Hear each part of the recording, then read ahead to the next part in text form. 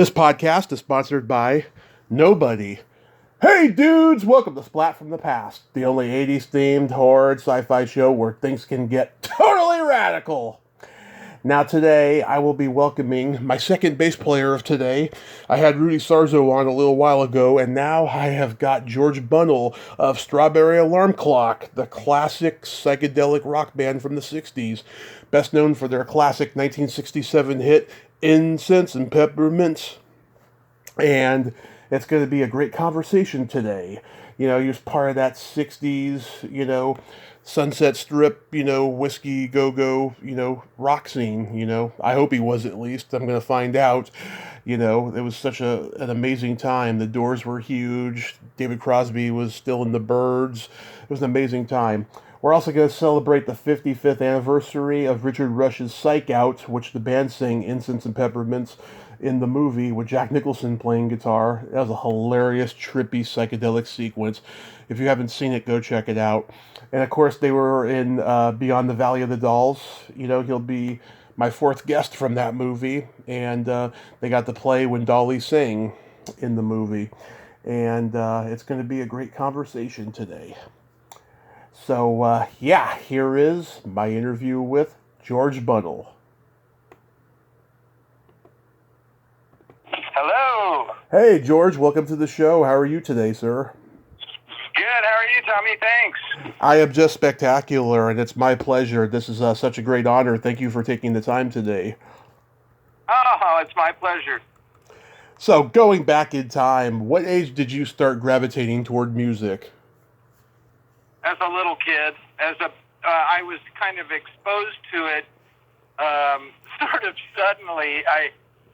My parents moved out from Massachusetts to California, and when we first got here, it was like, I guess I can say the date.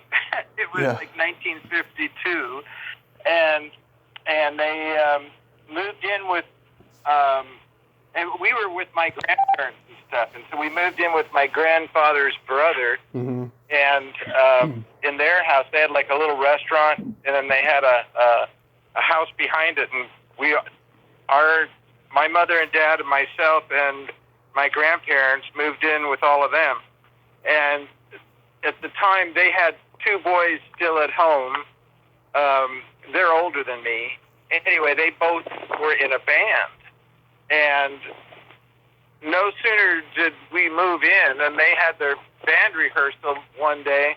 Mm-hmm. And I was 3, and I couldn't believe my eyes. Even now, I have a vivid memory of just looking at the drums and the organ and the electric guitar, and I was beside myself. I couldn't believe it. And then they played and stuff, and I don't know. As a little kid, it was like the coolest possible thing you could witness, sitting in the living room with them rehearsing. Yeah, it was fate. Yeah, it was really something. Anyway, so I wanted to play something, but I didn't know what. Mm-hmm. And during all that time, my aunt, grand aunt, she was a showbiz mom, and she was at home, and they babysat me. My parents both worked at Lockheed, and so they babysat me. It took me to my cousin's music lessons, dance lessons, acting lessons. I went everywhere with them, and they were doing auditions and TV shows and movie things, and so they were like all over the place. They were kind of kid stars, and they weren't really big stars or anything, but they were getting on different shows and doing things. So, although my one cousin had a guest starring role on Lassie, which was a big deal, and but they were in some cool movies, East of Eden and the Private Wars of Major Benson, and like a bunch of weird things. And so I was completely into this whole idea of showbiz, I guess, and I kept bugging my mom. I want to play some, but she goes, "Well, what do you want? What do you want to play?" And I didn't know what I wanted to play. And then my grandmother was totally into watching Western music on TV, and there was a show called the Doyo Dell Town Hall Party, it was called. And he was a country western star at the time. And anyway, they had fiddle, and I said, that's what I want to do. I want to play fiddle. So then they got me violin lessons, but it wasn't fiddle, you know. So I kind of lost interest. It was, and then the teacher goes, well, maybe you want to play viola, and I said, okay, let's try that for a while, and kind of lost interest in that too, because I was learning the songs for the Christmas show, the Easter show, and all these different things that I didn't care about. Right. And so, I wanted to play fiddle. That was the whole deal. Anyway, so that was the beginning. It started kind of that way, and then they said, well, if you don't want to do that, your cousin plays accordion. Why don't you play accordion? Because I'm Italian. Yeah. So they're all Italian, and so the violin and the accordion were the natural things to do. And so I ended up playing accordion for a little while, but lost interest in that because it was too heavy to carry around. And, to carry to school and stuff, we walked to school. Yeah. Not in the snow. But so then I lost interest in that, and then so I was taking singing lessons, and I was in a choir and a glee club and choruses, and so then I wanted to. That wasn't enough. I didn't like the idea of singing without having. I wanted to play some. So then this kid in the block had I'm moving in years quickly here, but so then there was this kid by this time I was like 12, and this kid had an acoustic guitar, and the other kid had a set of bongo drums, Yeah. And everybody kind of wanted to do something and play in a band, and surf music was coming out. By this time, it's like 1960 or 61, and so I started playing the bass part on the acoustic guitar. It only had 4 strings, so that was why. And nobody knew to buy more strings, I guess. But anyway, so then I moved after that and moved in next door to what turns out to be my best friend, Steve Bartek. Yeah. And that was in '63. And he was playing flute, and he was already doing like recitals and stuff. He was really talented. He was a prodigy, actually. Yeah. And so I wanted to play bass still. That was my thing. I had hung on to that idea. And so I was 14, I guess, and started taking serious bass lessons, jazz bass lessons. And Steve's brother, Jim, he was playing guitar. And then the three of us started learning little jazz instrumentals, standard, and like Taste of Honey and Desafinado and these kinds of things. And we just kept playing. We lived next door to each other, so we played every single day. And then this other kid on the block, Ron, he played drums, and so we had ourselves like a little mini combo there. But we were too young to like sing the songs of the day. Our voices were mousy, and so it didn't work out too well. Yeah.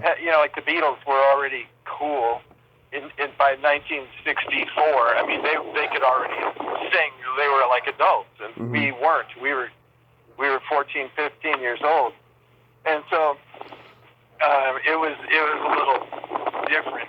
Steve was even younger. He was only 11 at the beginning, and so we, singing was out, so we just did instrumentals. And then we started making up our own songs, because we figured, we can sing these. Nobody else is. We don't have to sound like anybody. We'll just make up our own songs. And then that's what ended up happening. We started writing songs, and those songs, a different drummer. Yeah. We had moved. Now we're in high school, and the Ricky Steele was our drummer, and he liked the songs that Steve and I were writing, and so he wanted to sing them. And then he got an audition with this band called the Sixpence, which is the band that became the Alarm Clock. And he got the audition, he got the deal, and then they said, we're looking for songs because we're going to do an album. And he got in the band to do vocals on Incense and Peppermints. And at the time, it was an instrumental, at first. And then they put lyrics to it. And then it ended up being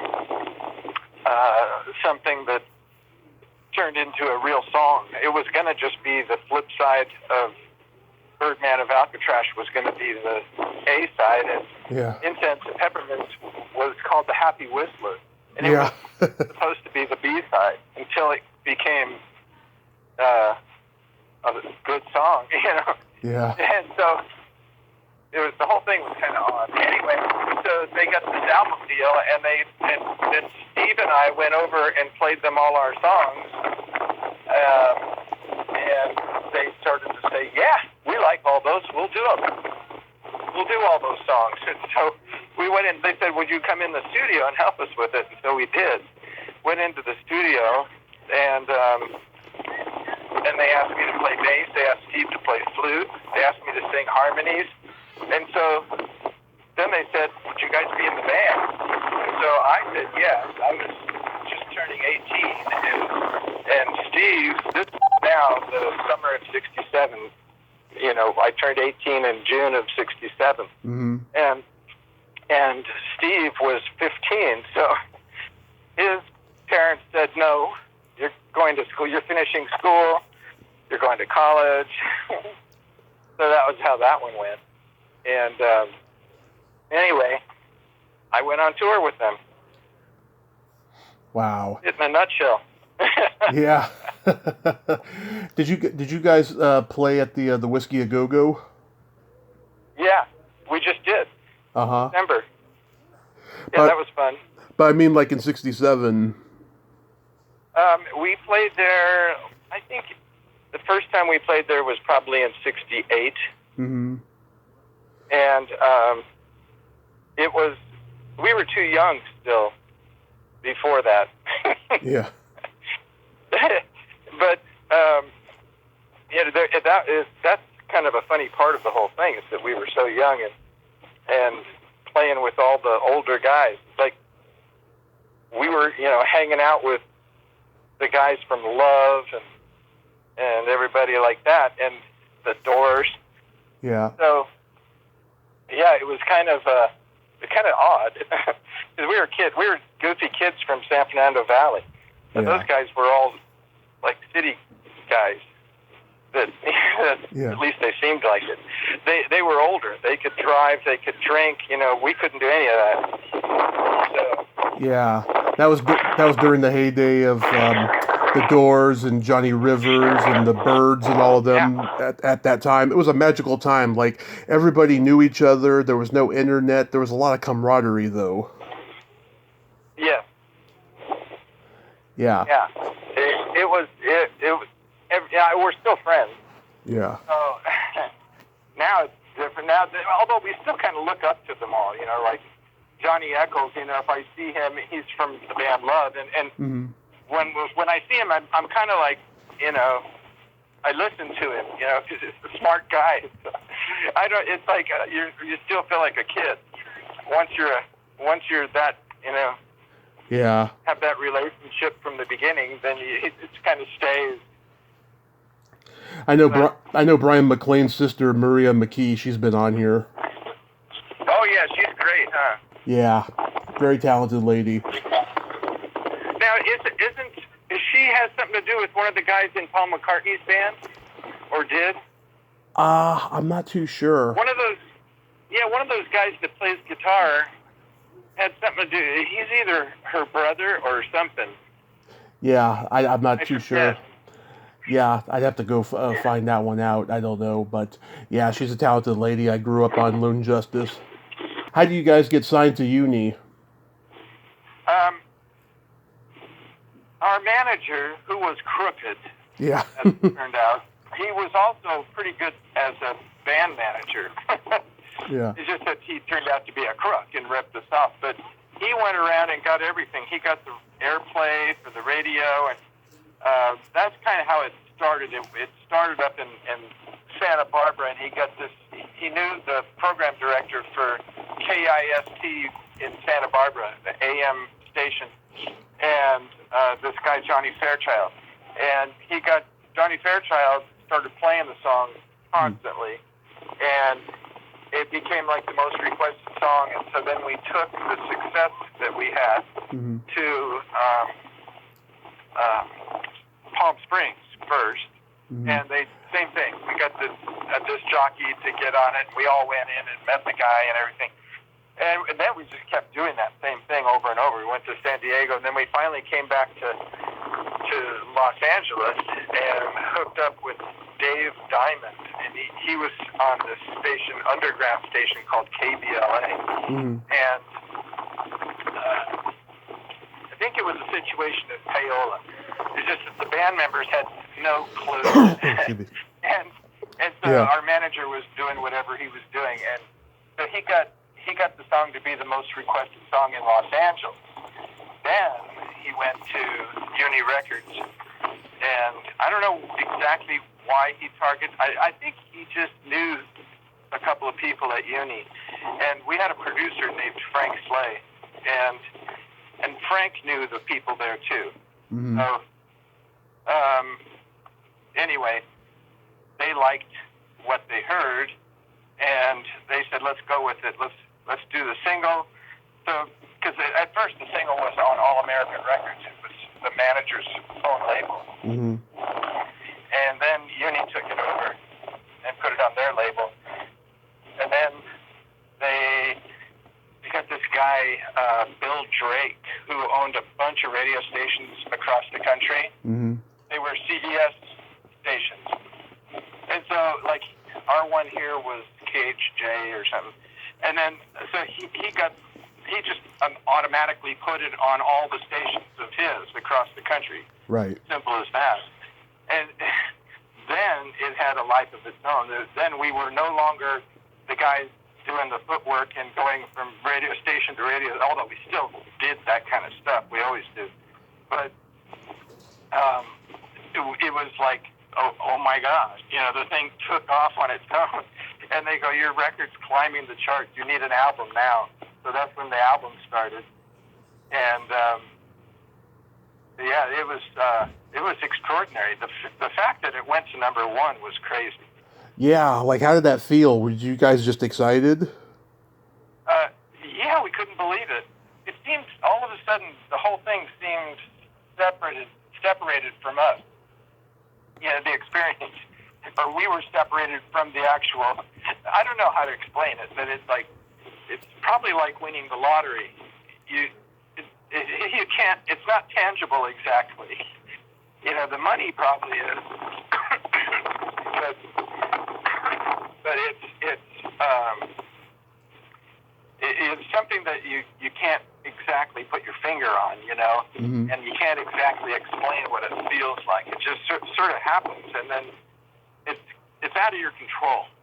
That kind of a feeling. Yeah. And but it was such a great thing. I mean, we couldn't believe it, and but every time we turned around, there was some issue, with the manager doing something wrong, and there was like spoilers, Yeah. that were ruining our fun, and but it was pretty cool. But I remember one of the highlights was we toured with the Beach Boys, and the other band on the tour was Buffalo Springfield.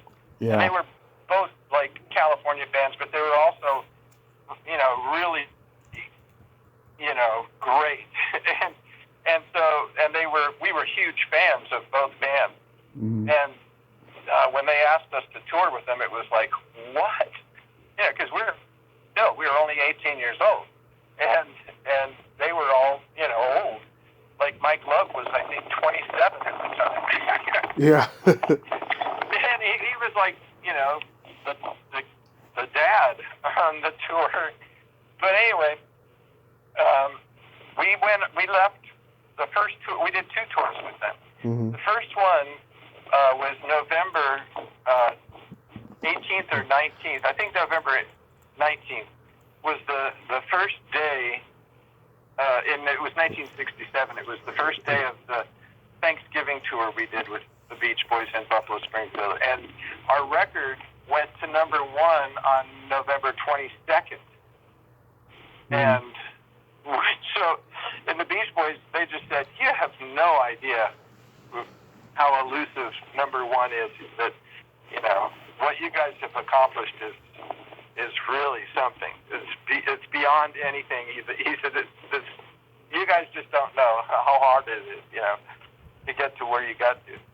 And so we did. Because after that, then they tried to get us to come up with, you know, number 1 record, number 2 number 1 record, you know. Yeah. And they try to get you to, okay, make it sound like this, you know. And there's a whole backstory of the management and how stupid the guy was. He cheated our keyboard player and our guitar player out of the royalties for Incense and Peppermints. They wrote the music. Mm-hmm. Only them wrote the music. and they called in this lyricist, John Carter. Mm-hmm. And John Carter, he unwittingly, you know, wrote the lyrics to the music. It wasn't his intent to steal anything. And then Frank Slay, the producer, said, okay, to our manager, he said, come up with whose names are going to go on the copyright. We're sending it in. And so the manager goes, oh, I want my name on it. And the producer says, no. You can't put your name on it. Who wrote the music? And he said, well, I want to put everybody's name on it, including mine. And it went on for a while. And the producer, Frank, finally got fed up and said, he said, forget it, I'm just sending it in. And he sent it in with just John Carter and Tim Gilbert, Tim Gilbert was John Carter's songwriting partner, so they put their both names on everything they did. But anyway, they sent it in like that without our keyboard player and our guitar player, who are Mark White and Ed King. And then Ed King later made up for it because he co-wrote Sweet Home Alabama. Yeah. And made a fortune. But, you know, so he kind of got his, you know, fill of it. But it was, you know, to write a number 1 record and not get credit, it's really disheartening, especially at a young age where you feel so, like, wounded from it, you know. Oh, sure. Yeah, the song, it started out as an instrumental and then it evolved into lyrics, right? Yeah, it was an instrumental first. And yeah, the original idea came from the keyboard player, from Mark White. And he called Ed King over to help him write a bridge to it.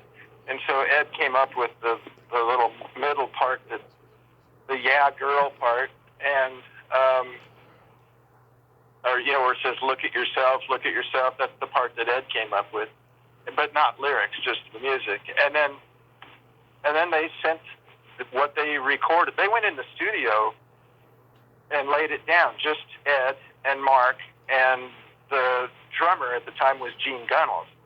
And they recorded, just the 3 of them played everything. There's nobody else on it musically. And then they got the lyrics from John Carter, and they tried everybody. This is another goofball part of that song, is that they tried, like, the band had a lead singer, Lee Freeman, and Mark White sang the flip side. He sang Birdman of Alcatraz, and then they brought in Randy Steele to do harmonies and stuff, because Gene, the drummer who played on the track, in the interim quit. Wow. His girlfriend told him that you're not making any money, this is stupid, you have to make a choice between me and the band. I want you to have a real job, or else I'm leaving. And so he gave him the ultimatum, so he quit the band. after he played on Incense and Peppermints, and he did this iconic drum part that becomes totally famous, and he's not in the band. So Randy Seal, that's how he got in the band, is that Gene quit because they started auditioning, and then Randy, he was already there because he was already doing harmonies. They already were enlisting him to help with the record, and so during that is when the lyrics came up, and then they tried. So they tried the singers. They tried Lee, and they tried Mark, and then they tried Randy because Randy was the singer, and none of their voices would please the producer, and so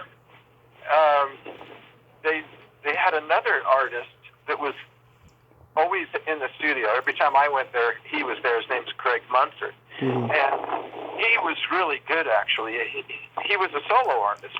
He was in a band too, but he was he wanted to be a solo artist, and so he was always there recording and his own songs and everything. And they said, "Greg, why don't you sing it?" And he goes, "Well, I'm not in the band." And they said, "It doesn't matter. It's a demo, Yeah. Just go ahead, you sing it." So he sang it, and it was perfect for him. It was in the right key and everything. And because, the song was already recorded as an instrumental, so it was in E. And these other guys, their voice didn't sound as good singing down in E as Greg did. And Greg, it was perfect for him. So the producer goes, "Perfect, that's it." And it's the B-side of the single anyway. They still thought it was the B-side, even with lyrics. So yeah, that's how it. Then when they first put it out, it said that it was the B-side. But anyway, the guy in Santa Barbara said, "No, that's not the B-side. That's the A-side. That's what I'm playing." So that's what happened. It was Johnny Fairchild. It was he was the first guy that made it a hit record, really. Yeah, I like a lot of the songs that you co-wrote, like "Rainy Day," "Mushroom Cloud," and Paxton's "Backstreet Carnival." I imagine a lot of these songs were influenced by LSD. And that's what everybody thought, but no, we hadn't done anything like that. And Steve and I wrote those songs when I was still probably in the 10th grade or 11th grade, and we hadn't done anything like that yet. And it wasn't until we graduated high school that the albums came together. So the songs were already pre-written, and yet like Paxton's Backstreet Carnival, there's a Twilight Zone episode called Willoughby, Next Stop Willoughby. And it's about this guy that is on this train, and he kind of leaves he's got his wife yelling at him at home all the time. And so when he gets on this commuter train every day to leave work, he kind of goes into La La Land, and then he gets off the train. The conductor goes, "Next stop Willoughby." So he gets off in this fictional town of Willoughby, and there's like a little carnival and stuff in the town. Well, that's what inspired Paxton. And we were actually in a car with Steve's mom driving on the 405 freeway here in LA, and there's an exit called Paxton's, and so we used it in the song, and also in the song we were trying musically, we were trying to do kind of like a association kind of a thing, and coming up with background harmonies like that stuff. It's kind of what we were aiming at, but it just came out like it is. But but that's what that song. That's all that song was ever about, was that little carnival. Yeah. And then Rainy Day Mushroom Pillow. So Rainy Day Mushroom Pillow was, we were looking in a dictionary about rainforest, and so we used to do this all the time, and we'd get out books and encyclopedias and dictionaries, and so we'd look up one thing, and then it would get us to look up another thing. So in the rainforest, it had this thing thing. It said if you're ever lost in a rainforest, you can eat mushrooms, and you just have to know which ones to eat and which ones not to eat. And so it said stay away from the poison mushrooms, and this is what they look like. So we wrote those lyrics. That's what they're about, is this rainforest and trying to find the right mushrooms to eat. Yeah. Sorry I said mushroom cloud. That was a total brain fart. Yeah. Oh, that's all right. Yeah, that's something too. That's an atom bomb, though. Yeah. Tomorrow was another hit for you guys. Was that Beach Boys influenced at all? Because it reminds me of the Beach Boys. Yeah. We were on tour with them at that exact moment.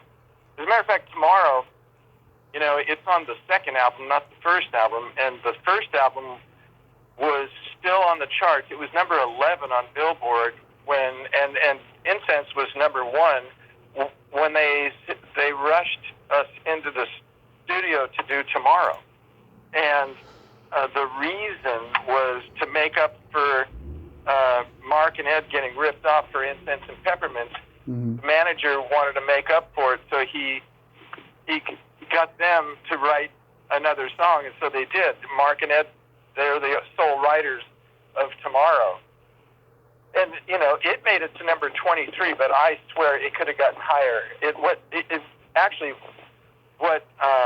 should have happened was they should have taken a couple of more singles off of the first album, like Birds in My Tree and stuff like that. As a matter of fact, Birds in My Tree, that's one of those songs that was about drugs, but it was about not doing them. It's about, living, the living without drugs is better, Yeah. And that's why it says, now I am so high, I'm la-di-da-da-da. But, so it was, it said, hand me your bag, Frederick. This friend of ours, Fred, was basically smoking pot, but at the time, and he was doing harder things too. And so we were kind of saying, get rid of that, get rid of the drugs and have a natural high. Yeah. But anyway, so there were other songs in Paxton's even. Those Paxton's and Ramina and Birds in My Tree both came out as flip sides of singles from later. One of them was the flip side of, I think, I forget. They put them on the flip side of other singles from the next 2 albums. And they should have been released as singles from the first album, as A-side singles. To milk that first album, it was already number 11. What they instead do is abandon it, trying to make up for Mark and Ed getting ripped off. And they had them do a new song, and then they rushed to release it too. And so much so that the album version of Tomorrow is completely different from the single version. The single version, Ed hated the bass part and his guitar solo, so he went in and re-recorded them, and then we did some new vocals in it too, and it fixed the harmonies up.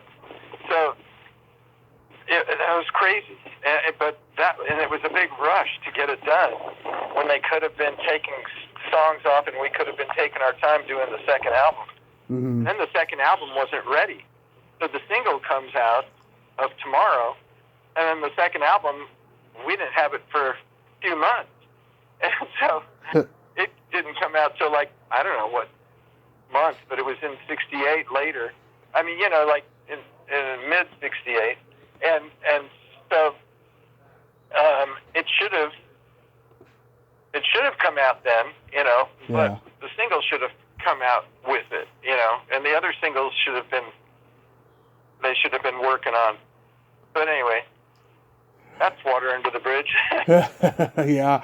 You guys covered Good Morning Starshine from Hair. How did that come about? That was after I quit the band. Oh, okay. Third album. Yeah, after the third album, we found out that our manager was embezzling money, and so the whole band was going to fire him, and we went into a meeting, and then at that meeting, he told the band that he had cancer and only had 6 months to live. Oh, shit. And I didn't believe him. And so I said it. I said, I don't believe you. And you know, because everything up to that point he was, you know, lied about. And it was, you know, and he was ripping us off, so that's why we were firing. Mm-hmm. And so me and the drummer, Randy, we both quit and went back with our old band. And it was right at the end of the third album. And that album had Barefoot in Baltimore on it, which was kind of a hit in Baltimore. But anyway, so what ends up happening is that manager, mm-hmm. he ended up ripping them off, and they had to get a new manager, new everything. Randy and I quit, so they had to get replacements for us, and then they finally got. They had to do the fourth album, and they were supposed to. It was by contract, and so they went in and they were doing kind of like a blues rock album, but I don't know who actually told them that well, the idea was everybody was taking songs from Hair, the musical, and having hits with them, and like the Cowsills, namely, and Three Dog Night, and other bands were, you know, and then Oliver, as it turned out, came out with Good Morning Starshine the same week as the Alarm Clock did. But the Alarm Clock had already made their album title, you know, Good Morning Starshine, and that was the lead single. And so they had all their ducks in a row except for one. That was that this other artist was going to do the song, and his record company went full bore, you know, into promotion and stuff. Just wiped out the Alarm Clock because they weren't going to put a bunch of money into promotion for Good Morning Starshine. They were hoping, because the band was already famous, so they were just hoping to let it ride on the coattails of the fame. Mm-hmm. But, you know, and it didn't work because Oliver's record company went, you know, hog wild into promoting, because they had to, you know, promote him too, make him famous. And anyway, but I was already out of the band at that point, and okay. And so I basically, from what I've gathered from them, is that it wasn't their idea to do Good Morning Starshine. Nobody even in the band wanted to sing it or anything. And but they ended up doing it, but they just didn't get behind it, so it kind of died. I like their version too. Mm-hmm. Our keyboard player likes Oliver's version better, but I like the Alarm Clock's version better. I wasn't even in the band anymore. Hmm. But we all remained friends. And guess what? That manager, I think he just passed away last year. Oh, wow. The one that had 6 months to live. Yeah. One long-ass 6 months. Yeah. But, yeah. Crazy. Unbelievable. Yeah. Yeah. And they all had to file bankruptcy. It turned out he did rip everybody off, and the whole thing was true. So they ended up having to file bankruptcy. All these lawsuits came in because he was getting deposits on gigs that the band would. He was like multiple bookings on the same day and whatnot, and where the band couldn't possibly be at both shows, and he would get the deposits, and he was spending all the money, and so the band would come back from a tour, and there'd be no money. Then there would be a lawsuit. Well, you didn't show up at this show, and it was one thing after another with him.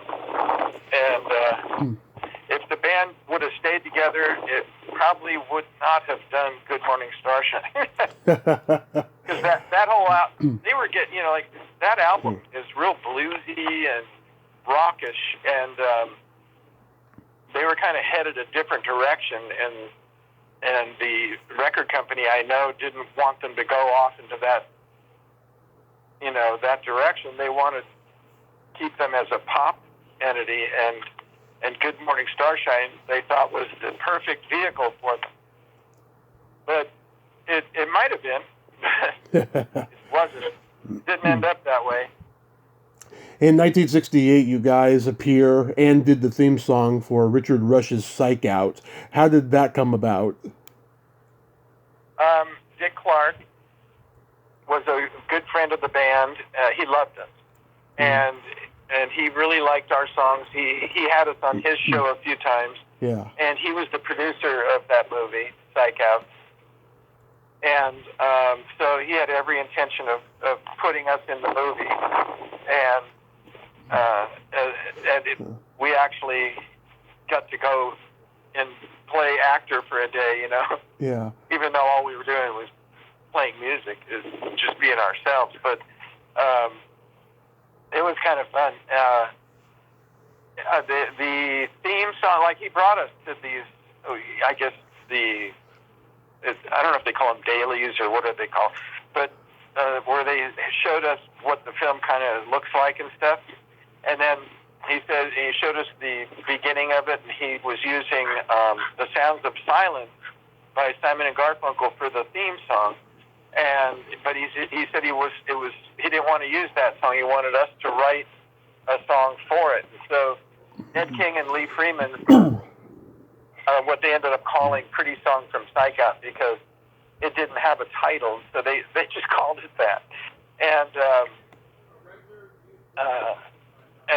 And it was a beautiful song. It should, and it was a single too, but it was the flip side of Sit with the Guru from the second album. Yeah. And they should have. I thought it should have been the lead single. They kept making the same mistakes over and over. But yeah, that one there, Pretty Song from Psych Out, is a gorgeous song. And then they were using Birds in My Tree at first, because we went in the studio. That was actually Dick Clark's favorite song. And we went in the studio and did a whole new version of it for the movie. And like a longer version of it, because it's so short. I think under 2 minutes or something. Yeah. But we went in and did a longer version, which I've never heard ever since the day we recorded it. And it ended up on the cutting room floor. The scene got cut that they were using it in. And so that was that. And then Rainy Day Mushroom Pillow, they put it in the movie. And it's during a chase scene, and that's when we're on stage playing it. And then they used Worlds on Fire, and they had Jack Nicholson faking like he was playing.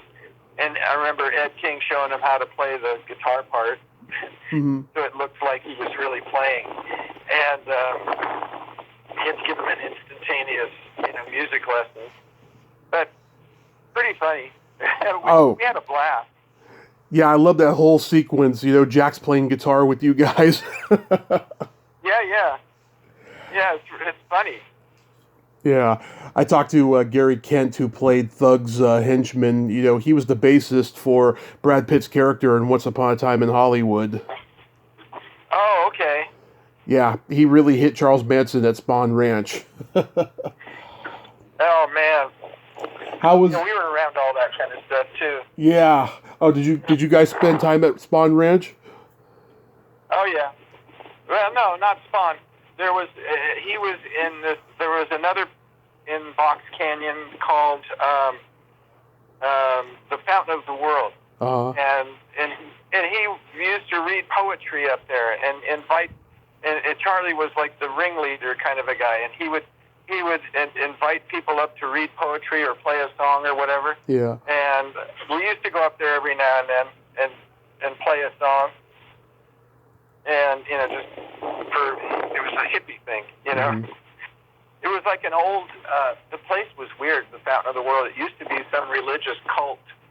And there was a bombing there in the 50s, I think. And so it was already infamous. And then it was kind of just abandoned, and they took it over. And so they were in there at night under candlelight. Yeah. Didn't have electricity or anything. It was weird. That whole time was strange. Did you guys go up to San Francisco a lot?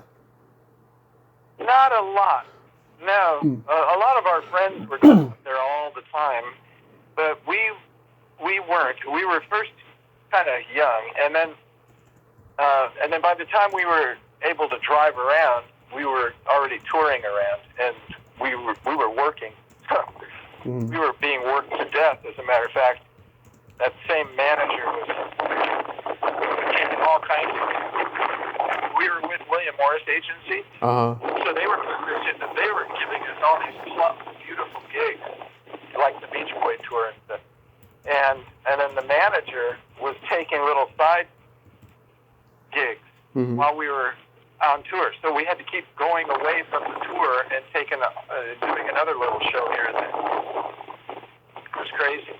Yeah, I'm born and raised in San Francisco, so like whenever I have the opportunity, I have to ask because I just love hearing about that time of Haight-Ashbury and the Summer of Love and all of that. Yeah, you're a lot younger. Oh yeah, I'm gonna be 40 this year, so like my dad and my mom lived through that era. Yeah. So yeah. I forgot to mention Psych Out. We were up Go there. ahead. We were up there, but not a lot. Yeah, because you guys were more of an LA band. Yeah. I forgot to mention Psych Out had the Seeds in it. Did you know those guys well? Yeah. Yeah, really well. Yeah. Yeah, we did shows with them. We knew the Seeds. We knew all the LA bands. We knew Moby Grape was an LA band, actually. That kind of gets mixed as a San Francisco band, but they kind of ended up there. But they were down here. We knew them here. Yeah. And then Love and Steppenwolf. We knew all those groups. Yeah, Steppenwolf. God, that must have been amazing to watch because I saw them in 1998 at the San Mateo County Fair, and John Kay was the only original guy. Oh, yeah. They were good when they were the original band. The original band was tight and really great. They were different than everybody else. They had their stuff worked out really nice. Yeah, Bonfire. God, he was brilliant. Yeah. You are my fourth guest from Beyond the Valley of the Dolls. I've talked to Dolly Reed Martin, Marcia McBroom, and Christopher Reardon. How was that experience? That was another thing that happened after I quit. Oh, okay. So I didn't get to have that experience, except I have since, because we did a couple of things with them. A couple of tributes to Roger Ebert, and we played in Champaign, Illinois for Roger Ebert, his film festival, and we had the whole original band, and we also did a thing at Meber Records in L.A., in Hollywood, and that was Beyond the Valley of the Dolls. It was just a reunion of theirs. It had John Lazar, and it had the girl, I forget her name. Her dad was an actor, and but she was in the movie, and it had all of them. It had all the girls that were Carrie Nation and stuff. Carrie Nations. Yeah. But yeah, it was, and then we did another one at the Saban Theater in Beverly Hills, and it was another Roger Ebert thing with all of those same people. So I've gotten to meet all of them and do shows together. Yeah, they're all great people, and yeah. Okay, so I've only had 3 guests from that movie. Did you get to go on Laugh-In with Strawberry Alarm Clock?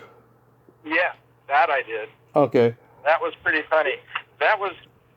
We were never in the studio. We were on this freeway that was supposed to open like in the next day or something, and it was in Glendale, and they had it. The freeway was not open yet, and so they had us destroy a perfectly good Cadillac limousine, and with sledgehammers. It took all day to do that, and it started to rain at some point. So we were wearing raincoats. They knew it was going to rain, so they had raincoats for us. And it was a pretty funny bit. We didn't know what we were doing because it was also the first laugh-in. Mm-hmm. So we didn't know what the show was either. We didn't know who any of the stars of it were or anything. Yeah. So everything was kind of like, what are we doing?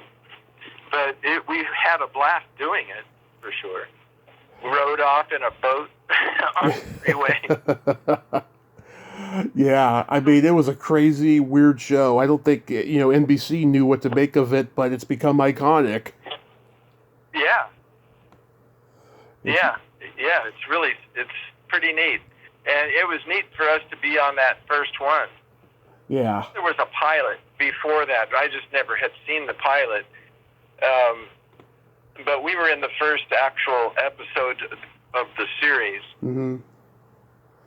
That's amazing.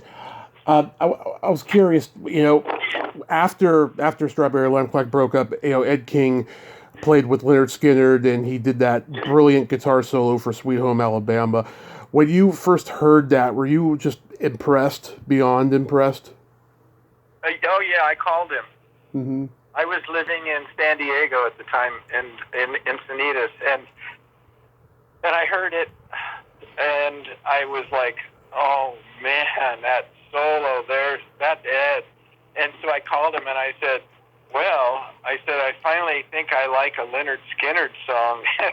And he goes, you're funny. And I said, yeah. I said, my God. I said, I can tell that's you doing the solo. And he goes, well, thanks. And he goes, I did both of them. I said, I can tell. And I said, wow. I said, those go down as, a couple of the best solos in rock music history, I think. And yeah. This is me calling him back then and telling him that. And he goes, well, I don't know about that. But he goes, I hope the song does something. And so it hadn't done anything yet. Had just come on the radio. For the first time I heard it, I called it. But yeah, it was, and now it's beyond iconic. Yeah, it holds up 50 years later. It really does. I mentioned before about the Byrds. Did you know David Crosby? We just lost him last week. Yeah, I didn't. I've been near him, but I never knew him. And I met Roger McGuinn when he was Jim McGuinn, and because he lived with one of my best friends, who is Dennis Dragon, and Dennis Dragon was the captain of Captain and Tennille. Oh yeah, it's his brother. That's Daryl Dragon. I did not know that. Yeah. Huh. And and Dennis Dragon was in a band called Surf Punks. And, oh yeah. But he was the drummer with the Beach Boys when we were touring with them, and so he and I were closer in age than everybody else, and so we hung out and became friends, and then stayed really close friends, after. And he, in 2012, he did the mastering of our album that we did. We have an album that came out in 2012. Oh yeah. And right now we're in the studio recording a new album. All right, that's awesome. Yeah, guys. We're more than halfway done. We just started a GoFundMe thing because we need to finish this thing up. Yeah. And it's expensive. Yeah. Are you guys gonna have like a teaser single coming out first? Yeah. Yeah, we are. It's called Monsters. Monsters. And yeah. And it's a lot. It's fun, and it's got 5 of the current band were on the first Strawberry Alarm Clock album, the Incense and Peppermints album. So 5 of us that are currently in the band, and one new guy, Howie Anderson, is been in since '86. So nice. That's a long time too. Yeah. Do you guys have any upcoming gigs? No, we just did the whiskey, and before that, we did a benefit for underprivileged children's music programs, raise money for them, and that was in April last year. And it was called One Hit Wonders. It was with a bunch of other people that are one hit wonders, but we weren't the one hit wonder. Uh-huh. We were the featured act, and we opened the show. And then they had they're friends of ours. It's a band called The Tribe, and they had all of their band. It's a huge band, and great musicians. And they backed up different people that actually had one hit. There were one hit wonder people. Mm-hmm. And here's a horse. Yeah. You got a horse? Yeah, I'm out. Yeah, that's a horse. I'm out. I'm at the dog park, and it's adjacent to a horse facility, which is kind of cool. Yeah. I'm up in Camarillo. Anyway, it's 73 degrees here today, and perfectly clear with a breeze. Yeah. Nice. That's so awesome. So yeah, you guys are gonna tour though after the album comes out. Oh yeah. We're gonna start doing stuff. We're gonna start playing. We just wanted to get this record out of the way, and then because we have to get it packaged up and all that too. I'm sure COVID was a huge burden on you guys. What's that? I'm sure COVID was a huge burden on you guys. Oh yeah, just put the brakes on. Yeah. Yep. Yeah, it was ridiculous. Yeah. Well, George, I thank you for coming on today, and I'm looking forward for the new Strawberry Alarm Clock album to come out. Do you have an estimation of when it's going to come out? It should be pretty. Well, it's just a matter of funds. That's why we did this GoFundMe thing. Mm-hmm. Is so that we could get some money to finish the whole thing up. Packaging and all that, distribution and all that.